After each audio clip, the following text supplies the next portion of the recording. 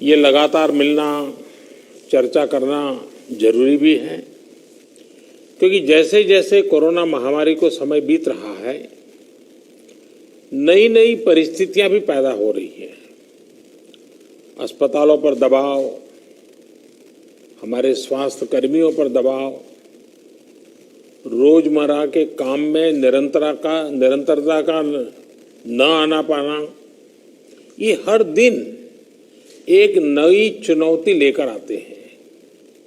मुझे संतोष है कि हर राज्य अपने अपने स्तर पर महामारी के खिलाफ लड़ाई लड़ रहा है,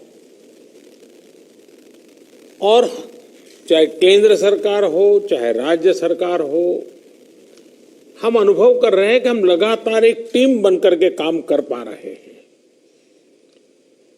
और यही टीम स्पिरिट जो है वो एक परिणाम लाने में हम सफल हुए हैं। इतने बड़े संकट को जिस प्रकार से हमने मुकाबला किया है, उसमें सबका साथ मिलकर के काम करना ये बहुत बड़ी बात है। सभी माननीय मुख्यमंत्री जी, आज 80% एक्टिव केसेस हम जो आज मिले हैं इन 10 राज्यों में है, और इसलिए कोरोना के खिलाफ लड़ाई में इन सभी राज्यों की भूमिका बहुत बड़ी हो जाती है। आज देश में एक्टिव केसेस 6 लाख से ज्यादा हो चुके हैं, जिनमें से ज्यादातर मामले हमारे इन 10 राज्यों में ही है। इसलिए ये आवश्यकता लगी कि इन 10 राज्यों के एक साथ बैठ करके हम समीक्षा करें, चर्चा करें, और उनकी जो बेस्ट प्रैक्टिसेस है, उन्होंने किस किस प्रकार के नए इनिशिएटिव लिए हैं, वे सबके ध्यान में आए, क्योंकि हर कोई अपने अपने तरीके से प्रयास कर ही रहा है। और आज की इस चर्चा से हमें एक दूसरे के अनुभवों से काफी कुछ सीखने को, समझने को मिला है। कहीं न कहीं ये एक भाव आज निकल कर आया है कि अगर हम मिलकर अपने इन 10 राज्यों में कोरोना को हरा देते हैं तो देश भी जीत जाएगा। साथियों, टेस्टिंग की संख्या बढ़कर हर दिन 7 लाख तक पहुंच चुकी है और लगातार बढ़ भी रही है। इससे संक्रमण को पहचानने और रोकने में जो मदद मिल रही है, आज हम उसके परिणाम देख रहे हैं। हमारे यहां एवरेज फर्टिलिटी रेट पहले भी दुनिया के मुकाबले काफी कम था। संतोष की बात है कि ये लगातार और कम हो रहा है। एक्टिव केसेस का प्रतिशत कम हुआ है। रिकवरी रेट लगातार बढ़ता जा रहा है, सुधरता जा रहा है। तो इसका अर्थ यह है कि हमारे प्रयास कारगर सिद्ध हो रहे हैं। सबसे अहम बात यह है कि इससे लोगों के बीच भी एक भरोसा बढ़ा है, आत्मविश्वास बढ़ा है, और डर का माहौल भी कुछ कम हुआ है। और जैसे जैसे हम टेस्टिंग को बढ़ाते जाएंगे, हमारी ये सफलता आगे और भी बड़ी होगी और एक संतोष का भाव हमको अनुभव होगा। हमने मृत्यु दर को 1% से भी नीचे लाने का जो लक्ष्य रखा है, इसे भी अगर हम थोड़ा और प्रयास करें, बड़े फोकस में प्रयास करें, तो वो लक्ष्य भी हम हासिल कर सकते हैं। अब आगे हमें क्या करना है, कैसे बढ़ना है, इसे लेकर भी काफी स्पष्टता हमारे बीच में भी उभर करके आई और एक प्रकार से ग्रास रूट लेवल तक सब लोगों के दिमाग में पहुंच गया अभी क्या करना है, कैसे करना है, कब करना है। बात हिंदुस्तान के नागरिक तक हम पहुंचा पाए हैं।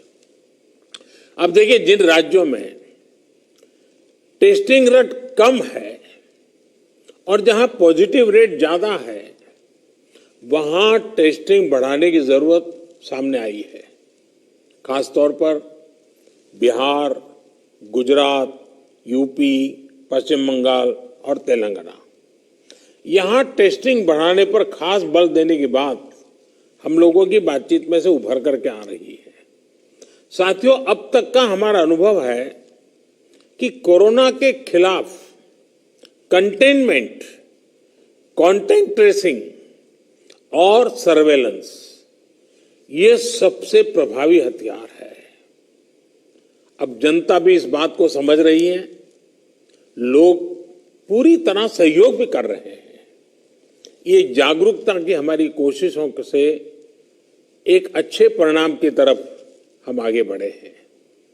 हम क्वारंटाइन की व्यवस्था इसी वजह से आज इतने अच्छे तरीके से लागू कर पा रहे हैं। एक्सपर्ट्स अब ये कह रहे हैं कि अगर हम शुरुआत के 72 घंटे में ही केसेस की पहचान कर ले तो ये संक्रमण काफी हद तक धीमा हो जाता है।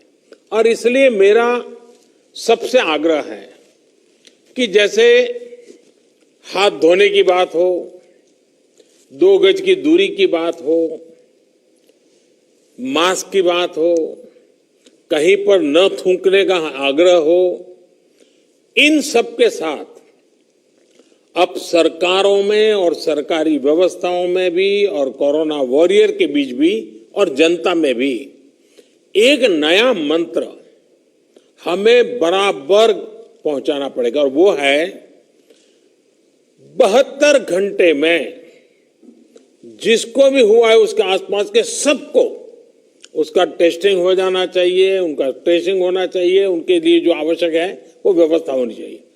अगर ये 72 घंटे वाली फॉर्मूला पर हम बल देते हैं तो आप मानिए कि बाकी जो जो चीजें हैं उसके साथ अब इसको जोड़ देना है कि 72 घंटे के भीतर भीतर इन सारे कामों को कर लेना है। आज टेस्टिंग नेटवर्क के अलावा आरोग्य सेतु ऐप भी हमारे पास है। आरोग्य सेतु की मदद से अगर हमारी एक टीम रेगुलरली उसका एनालिसिस करे तो बहुत आसानी से किस एरिया से शिकायत आ रही है हम पहुंच सकते हैं। हमने देखा कि हरियाणा के कुछ जिले, उत्तर प्रदेश के कुछ जिले और दिल्ली एक ऐसा कालखंड आया कि बड़ी चिंता का विषय बन गया। सरकार ने भी दिल्ली में ऐसी घोषणा की कि लग रहा था कि बड़ा संकट पैदा होगा। तो फिर मैंने एक रिव्यू मीटिंग की और हमारे होम मिनिस्टर श्रीमान अमित शाह जी को नेतृत्व में एक टीम बनाई और नए सिरे से सारा अप्रोच किया। उन 5 जिलों में भी और शहर में भी, दिल्ली में बहुत बड़ी मात्रा में हम जो चाहते हो परिणाम ला पाए। मैं समझता हूं कि कितना ही बड़ा कठिन चित्र दिखता हो, लेकिन सिस्टमेटिक तरीके से अगर आगे बढ़ते हैं तो चीजों को हम हफ्ते 10 दिन में अपने तरफ मोड़ सकते हैं और हमने अनुभव करके देखा है। और इसी रणनीति के भी जो मुख्य बिंदु यही थे, कंटेनमेंट जोन्स को पूरी तरह से अलग कर देना, जहां जरूरत पड़े वहां माइक्रो कंटेनमेंट का भी आग्रह करना, 100% स्क्रीनिंग करना, रिक्शा, ऑटो रिक्शा चालक और घरों में काम करने वाले लोगों को भी और अन्य हाई रिस्क लोगों की स्क्रीनिंग पूरी कर लेनी चाहिए। आज इन प्रयासों का परिणाम हमारे सामने है। हॉस्पिटल्स में बेहतर मैनेजमेंट, आईसीयू बेड्स की संख्या बढ़ाने जैसे प्रयासों ने भी बहुत मदद की है। साथियों, सबसे ज्यादा प्रभावी आप सबका अनुभव है। आपके राज्यों में जमीनी हकीकत की निरंतर निगरानी करके जो नतीजे पाए गए, सफलता का रास्ता उसी से बन रहा है। आज जितना भी हम कर पाए हैं वो आप सबके अनुभव उसमें काफी मदद कर रहे हैं। मुझे विश्वास है कि आपके इस अनुभव की ताकत से देश ये लड़ाई पूरी तरह से जीतेगा और एक नई शुरुआत होगी। आपके और कोई सुझाव हो, कोई सलाह हो तो हमेशा की तरह मैं हर समय आपके लिए उपलब्ध हूं। आप जरूर बताइए और मैं आपको विश्वास दिलाता हूं, सरकार के सभी अधिकारी भी आज मौजूद थे। जिन जिन बातों का आपने जिक्र किया है, जिसके लिए चिंता करने के लिए कहा है, टीम पूरी तरह तुरंत ही उसको आगे बढ़ाएगी। लेकिन हम जानते हैं कि ये जो कालखंड होता है सावन भादो और दिवाली तक का, तो कुछ बीमारी का और बीमारियों का भी माहौल बन जाता है, उसको भी हमें संभालना है। लेकिन मुझे विश्वास है कि हम जो 1% से नीचे मृत्यु दर लाने का लक्ष्य, रिकवरी रेट तेजी से बढ़ाने का लक्ष्य, 72 घंटे में सारे कांटेक्ट पर्सन को तक पहुंच करके उनकी व्यवस्था करना, इन मंत्रों को लेकर के अगर हम थोड़ा फोकस एक्टिविटी करेंगे तो हमारे जो 10 राज्य जहां पर 80% केसेस हैं, हमारे 10 राज्य जहां 82% मृत्यु है, हम 10 राज्य इस पूरी स्थिति को पलट सकते हैं। हम 10 राज्य मिलकर के हम भारत को विजयी बना सकते हैं और मुझे विश्वास है कि हम इस काम को कर पाएंगे। मैं फिर एक बार, आपने बहुत समय निकाला, समय की कमी के बावजूद भी बहुत ही अच्छे ढंग से आपने अपनी सारी बातें रखी हैं। मैं आपका बहुत बहुत धन्यवाद करता हूं।